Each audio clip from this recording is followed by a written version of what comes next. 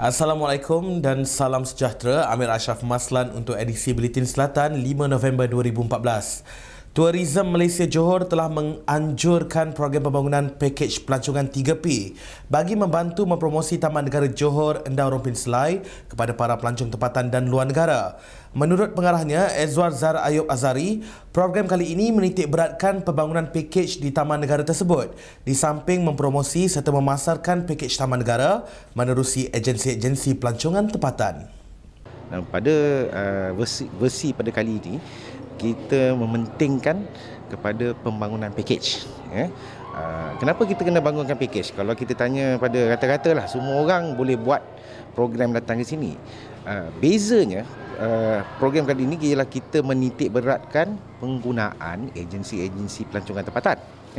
Jadi maknanya pakej yang dibangunkan nanti akan dipasarkan oleh agensi-agensi pelancongan negeri Johor yang terpilih. Jadi secara rata ialah program itu dirancang dan direka khas untuk pengguna, terutamanya kepada para pelajar. Beliau memberitahu pemberita ketika ditemui di Taman Negara Johor Endau Rompin Selai Bekok Segamat. Terdahulu, majlis pelepasan program 3 hari 2 malam itu disempurnakan oleh Pengurusi Jawatan Kuasa Pelancongan, Perdagangan dan Kepenggunaan Negeri Johor Datuk T. Siew Kiong. Para peserta memulakan perjalanan dengan menaiki kereta api dari stesen Johor Bahru Central menuju ke Bekok. Sementara itu, seramai 80 peserta terlibat dalam program pembangunan pakej pelancongan 3P yang membawa tema Learn, Discover and Explore Johor 2015. Program dengan kerjasama Perbadanan Taman Negara Johor dan Keretapi Tanah Melayu Berhad KTMB ini bertujuan menggalakkan para pelajar melancong sambil belajar mengenai konservasi flora dan fauna yang terdapat di Taman Negara.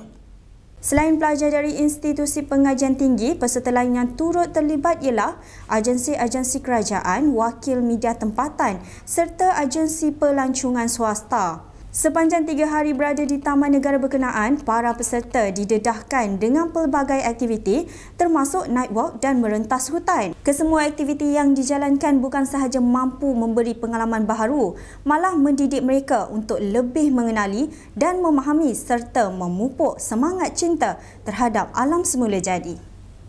Welcome to Taman Negara Selai!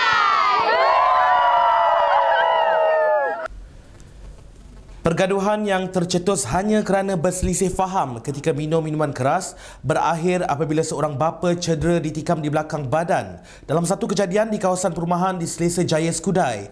Susulan kejadian itu, 2 lelaki berumur lingkungan 30 hingga 32 tahun yang merupakan anak tiri mangsa ditahan di kawasan yang sama.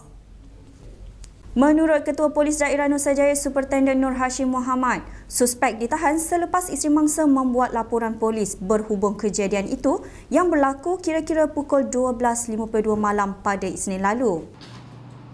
Kejadian pukul 12.52 malam, kita dapat laporan mengatakan satu orang telah kena tikam di rumah di Selesa Jaya. So, bertindak atas maklumat laporan ni, kita telah ambil tindakan. Kita berjaya menangkap kedua-dua ni yang menikam mangsa ni. Mangsa ni orang Sarawak.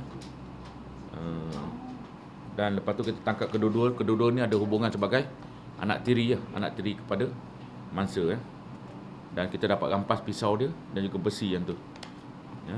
Mangsa merupakan jurukimpal dari Sarawak, kini dirawat di Hospital Sultanah Aminah HSA Johor Bahru. Menurutnya, ujian saringan awal air kencing terhadap kedua-dua suspek didapati negatif daripada bahan-bahan terlarang. Susulan penahanan suspek, polis berjaya merampas senjata yang digunakan untuk menikam serta mencederakan mangsa, antaranya sebilah pisau dengan panjang 25 cm dan sebatang besi berwarna hitam dengan panjang 110.5 cm. Kedua-dua suspek ditahan reman 2 hari bermula semalam bagi membolehkan siasatan dilakukan mengikut Seksyen 324 Kanun Kesisaan kerana mendatangkan kecederaan dengan senjata berbahaya.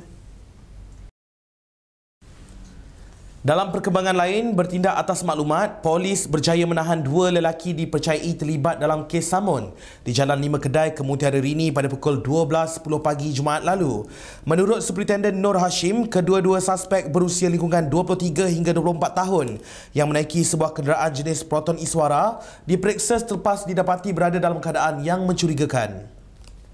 Pemeriksaan lanjut, polis menjumpai pelbagai peralatan yang digunakan untuk kegiatan samun dan juga pecah rumah. Antara barangan yang dirampas termasuklah kenderaan yang digunakan suspek, 2 pisau Rambo beserta sarung berhulu berwarna hitam dan merah, sebilah parang beserta sarung berhulu hitam, 6 buah telefon bimbit pelbagai jenama dan 3 unit peranti storan media pendrive.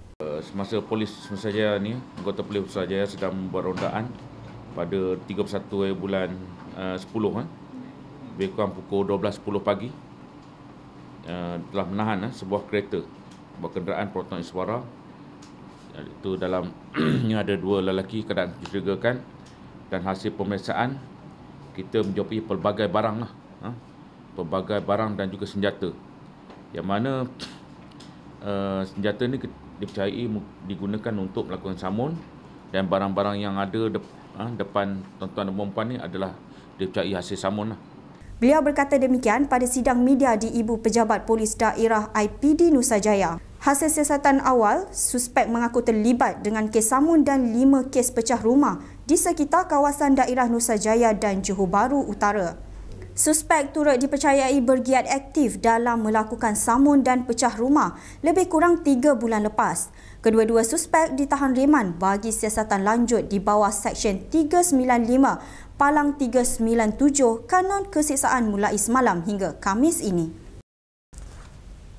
Peserta rancangan tanah Felcra Berhad di Johor yang mendapat geran hak milik tanah disaran tidak menjual tanah mereka kepada pihak lain. Pengerusi Jawatankuasa Kerja Raya, Kemajuan Luar Bandar dan Wilayah Negeri Johor, Datuk Hasni Mohamad berkata, saranan tersebut bagi memastikan generasi mereka seterusnya akan turut mendapat faedah daripada pemilikan tanah berkenaan. Tambahnya, rancangan pembangunan Felcra bukan sahaja mengubah kawasan itu yang dulunya hutan kepada kawasan yang membangun dari segi ekonomi, tetapi juga mengubah kehidupan para peserta kepada yang lebih baik. Jelasnya, generasi kedua rancangan pembangunan itu mempunyai kualiti pendidikan yang lebih tinggi di mana ada yang memasuki institusi pengajian tinggi dan mempunyai pekerjaan yang baik. Sementara itu, berkaitan menghadapi banjir hujung tahun ini, jelas Datuk IR Hasni, Johor sudah bersedia dengan mengadakan mesyuarat dengan pejabat-pejabat daerah bagi memastikan semua berada dalam keadaan baik. Kerajaan negeri turut meminta nasihat daripada Jabatan Kaji Cuaca berkenaan tahap bencana banjir yang kerap berlaku di kawasan tanah rendah. Jelasnya, kerjasama di antara agensi-agensi yang terlibat seperti pejabat-pejabat daerah, Jabatan Pengairan dan Saliran serta bomba dan penyelamat adalah baik dan masing-masing jelas dengan prosedur operasi standard SOP semasa menghadapi banjir. Sekian sahaja edisi Buletin Selatan untuk hari ini. Terus menonton kami untuk paparan berita yang menarik. Salam takzim.